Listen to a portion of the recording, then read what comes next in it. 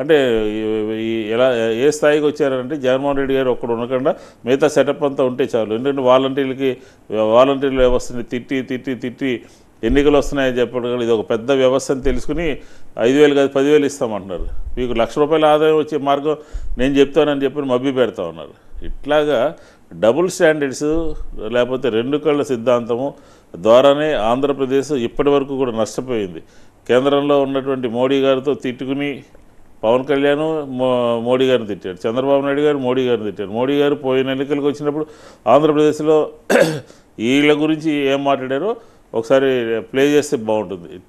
ఇలాంటి శక్తులన్నీ కూడా కలిసి ఒక మంచి పరిపాలన అందిస్తూ ఒక మానవీయ కోణంలో పనిచేస్తూ అన్ని రంగాల్ని రిఫార్మ్స్ని తీసుకొచ్చి ఆంధ్రప్రదేశ్ అగ్రగామిగా నిలబెట్టాలని చెప్పిన ఒక తపనతో ముఖ్యమంత్రి పరిపాలిస్తూ ఉంటే ఉండటానికి ఇష్టం లేనటువంటి వాళ్ళు, సహించలేనటువంటి వాళ్ళు ముఖ్యమంత్రి పీఠాన్ని అధిరోహించాలని చెప్పని కుట్రతో చేస్తూ ఉన్నారు. ఎవరు ఎన్ని కుట్రలు పన్నినా కూడా కాన్ఫిడెన్స్ లెవెల్ ప్రజలు వైఎస్ఆర్ కాంగ్రెస్ పార్టీ జగన్మోహన్ రెడ్డి గారి పక్షాన ఉన్నారు అని చెప్పని కూడా ఈ సందర్భంగా నేను చెప్తా ఉన్నాను. ఎందుకంటే 7 ఎన్నికలు జరిగినాయి 2019 నుంచి ఇప్పటి వరకు. నగరపాలక సంస్థ, మున్సిపాలిటీలు, జిల్లా పరిషత్తులు, లేకపోతే సర్పంచులు, పార్లమెంటు ఉప ఎన్నికలు, అసెంబ్లీ ఉప ఎన్నికలు అన్నీ జరిగినాయి.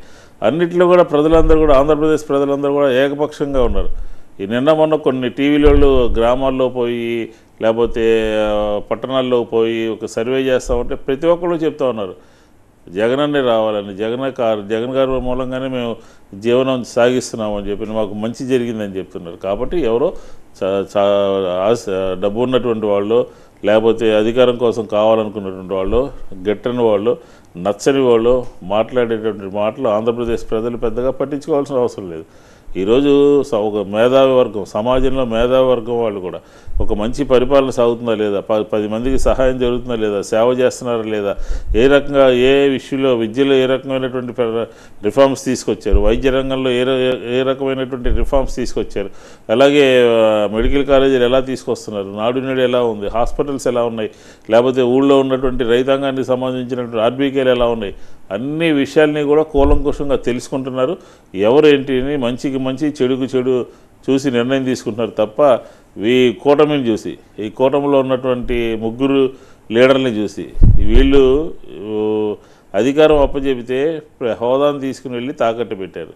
పోలవరం జాతీయ హోదాను తీసుకుని వెళ్ళి నాశనం చేశారు. ఈరోజు మా గురించి మాట్లాడితే ఎట్లా?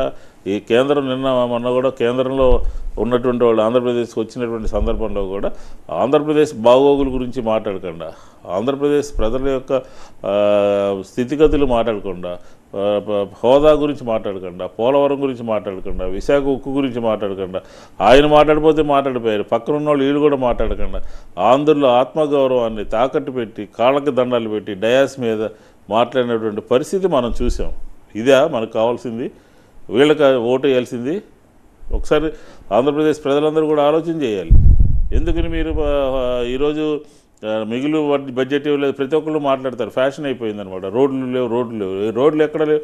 ఒక 10% 15% రోడ్లు కొంత చేయాల్సి ఉంది. ఎందుకంటే ఇవన్నీ కూడా 26,000 కోట్ల రూపాయలు ఆసరా మీద ఉంది, 30 లక్షల మందికి ఇళ్ల పట్టాలు ఇచ్చాము, అలాగే చేయూత 40 లక్షల మందికి ఇవ్వడం జరిగింది. ఇట్లా ఒక పేదరికం మీద ప్రధానంగా ఫస్ట్ ఫేజ్లో దృష్టి పెట్టాము. రోడ్లు కూడా ఖచ్చితంగా గత ప్రభుత్వం కన్నా 20% ఎక్కువగా చేయడం జరిగింది. ఇన్ని రకాలుగా ప్రభుత్వం పనిచేస్తున్నటువంటి తరుణంలో మోసం చేయటమో, దగా చేయటమో, చెప్పిన మాట మీద నిలబడిపోవడమో, చెప్పిన మాట చేయకపోవడమో, లేకపోతే మమ్మల్ని చూసి కాపీ కొట్టడమో, ప్రతి మేనిఫెస్టోను మాయం చేయటమో. 3 సార్లు ముఖ్యమంత్రి ఆయన చంద్రబాబు నాయుడు గారు, 3 సార్లు ప్రతిపక్ష నాయకుడు. ఎందుకని రాలేదు ఆయనకు ఆలోచనలు? ఎందుకని జగన్మోహన్ రెడ్డి గారు సచివాలయం వ్యవస్థ పెట్టాలని చెప్పిన ఆయనకు ఎందుకు రాలేదు? నాడు నేడు అని చెప్పిన స్కూల్స్ బాగు చేయడం ఎందుకు రాలేదు? లేకపోతే మెడికల్ కాలేజీలు కట్టాలని చెప్పిన ఆయనకు ఎందుకు రాలేదు? ఇప్పుడు మేము 3,000 రూపాయలు పెన్షన్ ఇస్తున్నామంటే పాట పాడుతున్నారు అన్నమాట. మేము 4,000 ఇస్తామంటారు, మేము ఇంటి వద్ద ఇస్తాము, వాలంటీర్లు ఇంటి వద్ద ఇస్తామంటే నేను ఏప్రిల్ మే జూన్ కలిపి 3 నెలలు కల్పిస్తాను అన్నాడు.